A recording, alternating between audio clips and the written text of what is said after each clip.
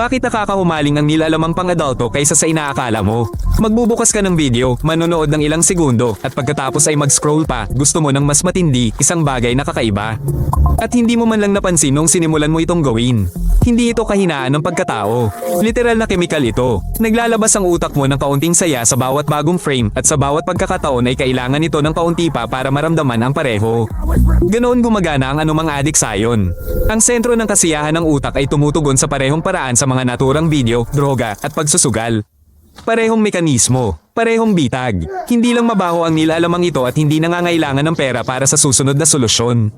Kaya naman napakadaling balewalain. Sinuri ng mga siyentipiko ang utak ng mga taong may ganitong ugali at natagpuan ang parehong bagay habang mas pinapanood ng isang tao, mas humihina ang kanilang tugon sa saya. Literal na nawawalan ng kakayahang makaranas ng kasiyahan ng utak.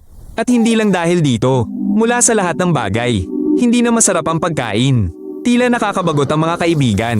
Nagiging hindi matiis ang trabaho. Dahil walang anumang bagay sa totoong mundo ang tumatama ng kasing bilis at kasing predictable ng screen. Nasasanay ang utak sa mga madaling bagay at nagsisimulang iwasan ang lahat ng iba pa. Bakit pagkatapos mapanood ang ganitong mga video ng matagal, biglang nagiging kakaiba ang mga totoong relasyon? Milyon-milyong tao sa buong mundo ang nagtatanong nito. Ngunit halos walang nagsasabi nito ng malakas. Simple at malupit ang sagot. Nasanay na ang utak sa patuloy na nagbabagong mga imahe, mga inayos na katawan at mga imposibleng senaryo. Ngunit ang isang totoong tao sa malapit ay totoo, hindi perpekto at may sariling kalooban. Nagkukumpara ang utak at nabibigo. Ipinapakita ng pananaliksik na ang mga lalaking may malakas na pagkabit sa erotikong nilalaman ay mas malamang na makaranas ng mga kahirapan sa matalik na relasyon sa isang totoong tao. Hindi dahil sa mga kadahilan ng pangkalusugan. Ito ay dahil nakalimutan lamang ng utak kung paano tumugon sa isang taong tunay na nariyan. Ang nilalamang ito ay nagtatakda ng isang pamantayan na hindi kayang maabot ng totoong buhay sa pisikal. Dahil ang buhay ay hindi inayos. Hindi ito umaangkop sa mga inaasahan ng ibang tao. At nagsisimula itong makairita kahit na ang tao mismo ay hindi maintindihan kung bakit. Nararamdaman ng kapareha ang distansyang ito, kahit na wala silang alam. Ang lamig, ang pakiramdam na may mali, hindi ito paranoia. Ito ang mga bunga ng isang ugali na hindi karaniwang tinatalakay ng malakas, ngunit sumisira sa mas maraming pamilya kaysa sa karaniwang inaakala. Araw-araw, milyon-milyong bagong larawan ng pang-aabusong sexual sa bata ang natutuklasan online. Hindi libo-libo, kundi milyon-milyon. Hindi ito isang nakakatakot na kwento para sa mga magulang. Ito ay mga opisyal na estadistika mula sa mga organisasyong nagbibigay ng proteksyon sa bata.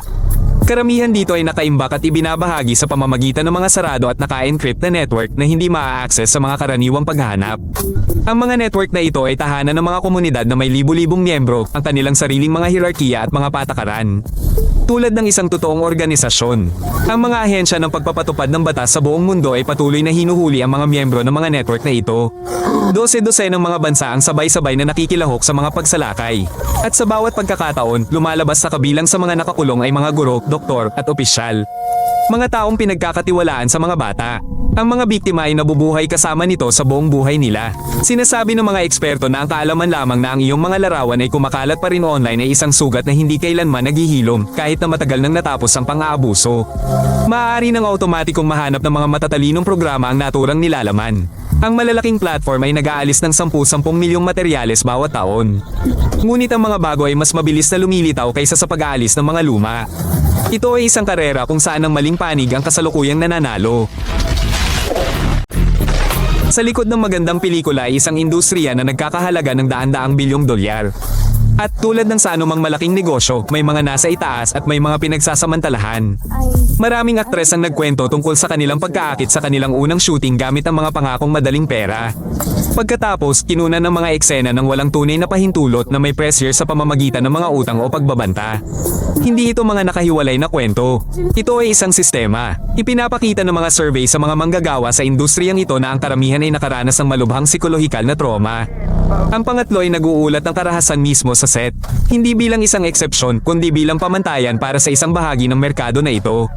Ang pinakamalaking platform ng adult video ay kumikita ng maraming taon mula sa mga video na nagtatampok ng totoong karahasan at mga menor de edad. Nang matuklasan ito, marami sa kanila ang nagbura ng milyon-milyong video sa isang iglap.